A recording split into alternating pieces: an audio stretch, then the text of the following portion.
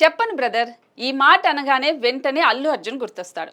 అప్పట్లో బన్నీ చేసిన ఈ కామెంట్స్ పై పవన్ ఫ్యాన్స్ ఒక రేంజ్ లో ఫైర్ అయ్యారు. మెగా హీరోలకు సంబంధించిన ఏ సినీ ఫంక్షన్ జరిగినా అక్కడ పవన్ ఫ్యాన్స్ పవర్ స్టార్ అని అరవడం చూస్తూనే ఉంటాం. సరైనోడు సక్సెస్ మీట్ లోనూ అదే జరిగింది. స్పీచ్ మధ్యలో పవన్ స్టార్ గురించి చెప్పాలని కొందరు ఫ్యాన్స్ గోల చేయడంతో నేను చెప్పను బ్రదర్ అని చెప్పేశాడు బన్నీ.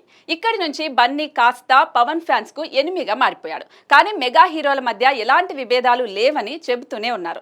అయినా కూడా అభిమానుల వాదనలు మాత్రం తగ్గలేదు. కానీ ఇప్పుడు బన్నీ చేసిన పనికి పవన్ ఫ్యాన్స్ ఫుల్ ఖుషి అవుతున్నారు. లేటెస్ట్ గా పుష్ప 2 నుంచి పుష్ప అనే ఫస్ట్ సింగిల్ రిలీజ్ చేశారు. ఈ ఒక్క పాటతో పుష్పరాజ్ రూలింగ్ ఎలా ఉంటుందనేది చూపించాడు సుకుమార్.